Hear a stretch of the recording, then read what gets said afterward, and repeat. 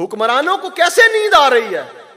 یہ کتنے مطمئن ہو کے ہمارے پاس دوبارہ 5 سالوں کے بعد ووٹ لینے کے لیے آ جاتے ہیں، اور ہم کتنے گھٹیا لوگ ہیں کہ ہم ان کے نعرے مار رہے ہیں۔ مہنگائی عروج پہ جا رہی ہے، غریب طبقہ پس رہا ہے، بازاروں میں جا کے دیکھیں لمبی لمبی لائنیں لگی ہوئی ہیں آٹے کے حصول کے لیے۔ تھوڑے ہی دن پہلے ایک بوڑھا باپ آٹا لیتا ہوا بچوں کے لیے مر گیا۔ میرے ملک کا یہ حال کنہوں نے کیا؟ ان حکمرانوں نے کیا۔ ہم ایک کو دیکھتے ہیں، یار چلو اس کو دیکھا، دوسرے کو دیکھتے ہیں یہ کیا کرتا ہے، جب اس کو دیکھتے ہیں وہ اس سے بڑا چور نکلتا ہے۔ کرسی کی لڑائی کر رہے ہیں، غریب کی کسی کو فکر نہیں ہے، غریب مر رہا ہے۔ یہ جو ہمارے حکمران ہوتے ہیں نا، یہ قوم کے خادم ہوتے ہیں، مگر افسوس ہمارے ووٹوں سے یہ حکمران بنتے ہیں اور ہمیں یہ غلام سمجھ رہے ہوتے ہیں۔ ووٹ لیتے وقت یہ ہمارے ایسے ہوتے ہیں جیسے ان سے بڑا ہمارا نوکر ہی کوئی نہیں۔ جس وقت یہ جیت جاتے ہیں ان کی نظریں بدل جاتی ہیں اور یہ پھر قوم کو اپنا غلام سمجھنا شروع کر دے۔ اور اس میں ہمارا بھی بہت قصور ہے۔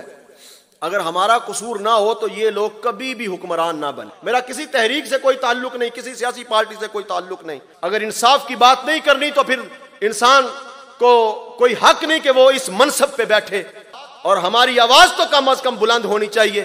اگر ہمارا ہاتھ ان کے گریبانوں تک نہیں پہنچ سکتا تو کم از کم ہماری آواز تو ان کے کانوں تک پہنچ سکتی ہے کہ نہیں پہنچ سکتی۔